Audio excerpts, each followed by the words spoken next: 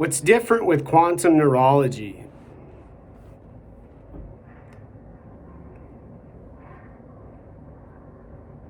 And to be more within non-duality.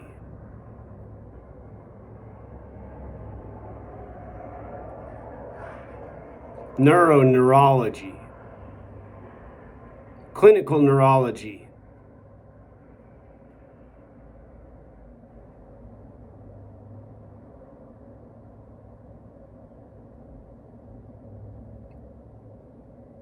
From mind.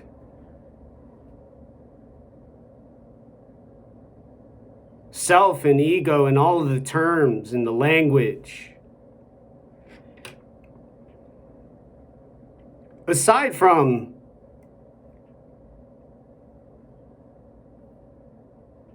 a drink of bulletproof, black, plain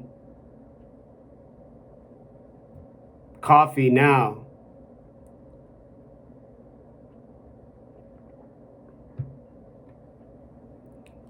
mostly has to do with limits involving thinking and thought.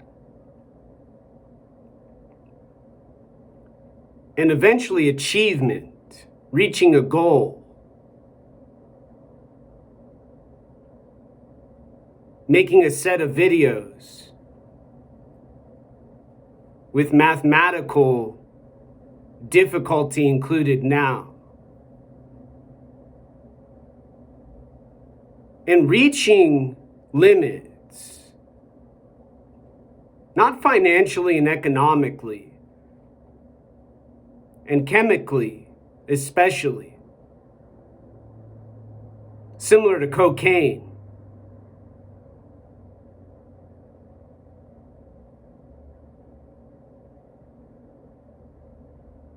A substance increasing and then wearing off.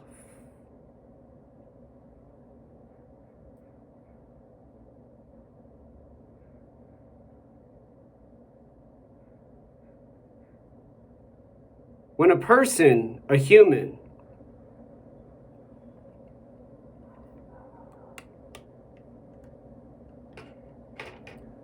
learns about long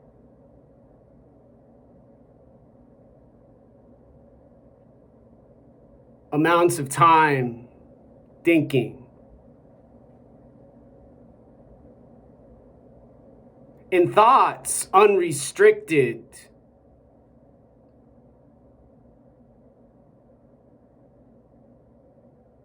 by limits imposed on those recovered drug addicts and bullies.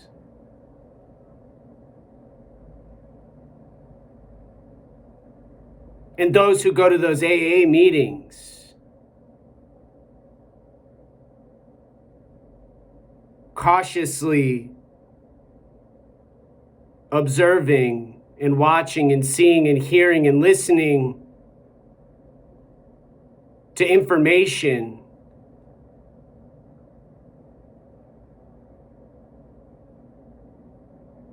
using the brain more as a CD player,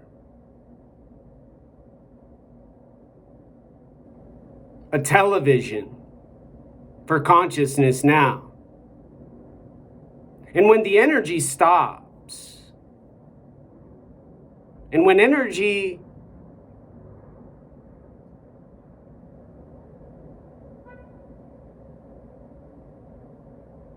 no longer provides power for stimulation, boredom, emotion, and mood bother a psychiatrist and a psychologist and a social worker, counselor, and a doctor now. And similarly, when energy doesn't stop, and those ideas keep going, and those minutes keep passing, and someone listening and someone seeing and someone watching and someone observing can't keep up and their awareness stops. Most often, dominance begins. Occasionally stops and restarts.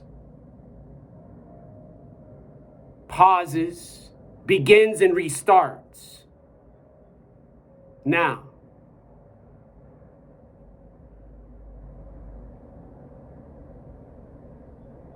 stand-up comedy with neurology has no secrets and mystery. Robin Williams famously said in a movie, Quantum Neurology,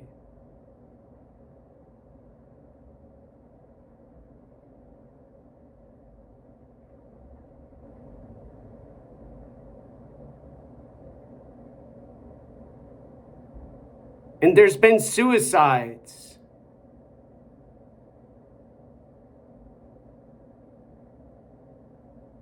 disorders, and mental illness. For some who practice and perform entertainment involving words spoken, body gestures, and postures to have an audience laugh.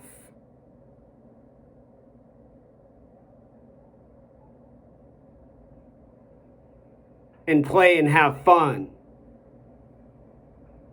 Now,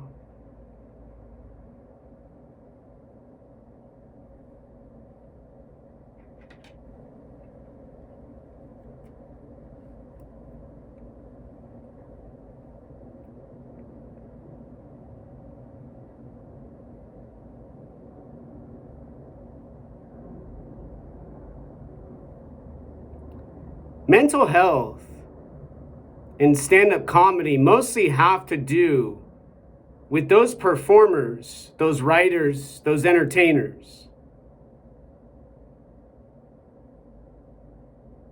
who control awareness, information, often, and whose attention and concentration and focus exceed intelligence,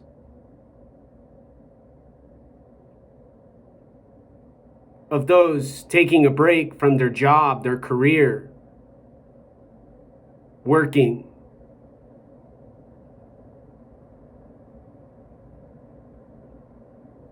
On a Saturday, as an example, now.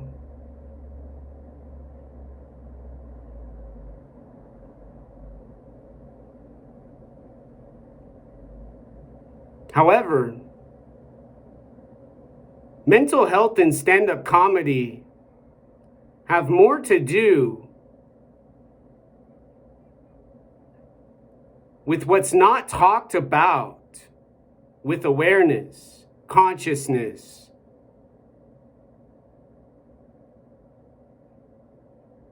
and agreed upon limits.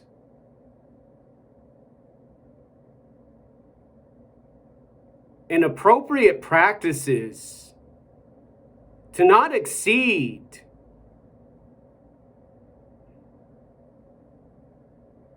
anatomical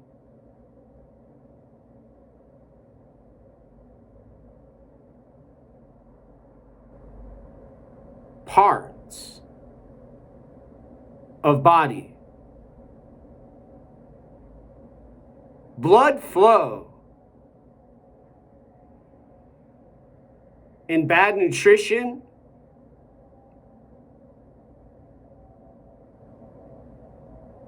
in other words,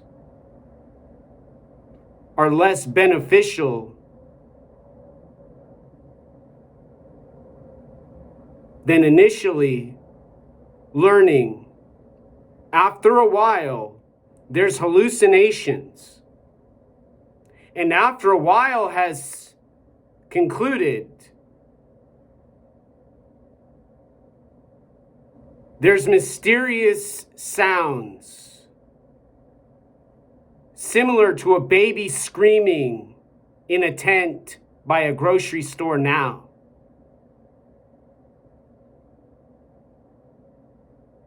There's psychedelic patterns, sacred geometric shapes.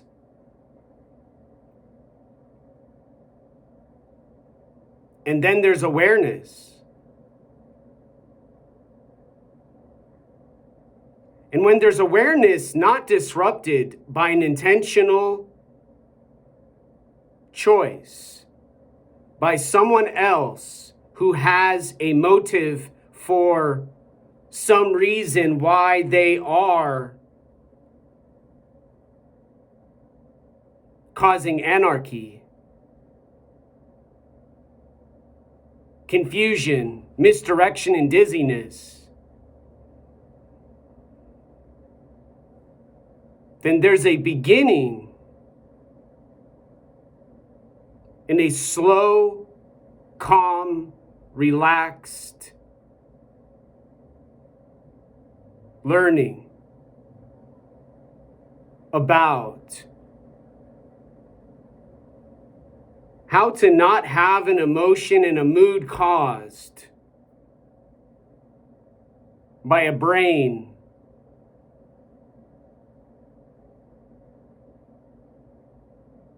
nearly exceeding the limits of intellectual conversation now.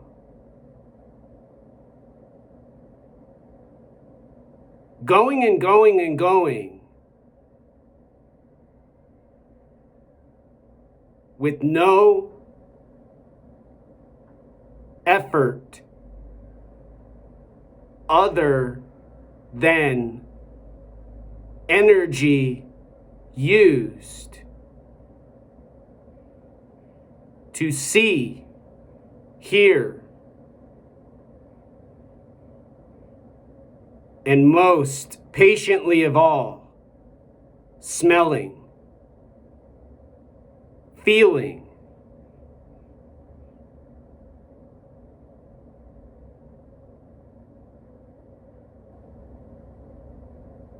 and neurons and synapses already are working while these examples unfold now. Working to increase blood flow,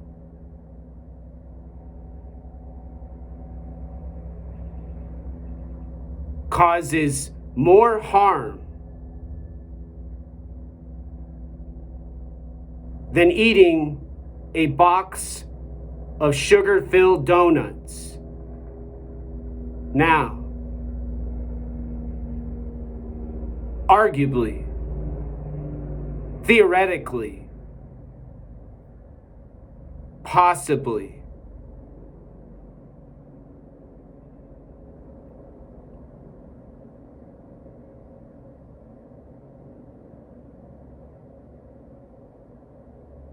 talking to the hand, because the face says your mama's so fat.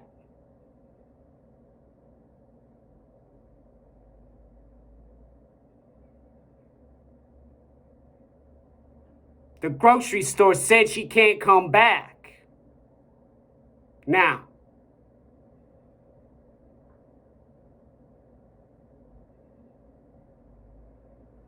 having awareness, goals, and objectives, plenty of energy available, books to read about how to make a total process more efficient.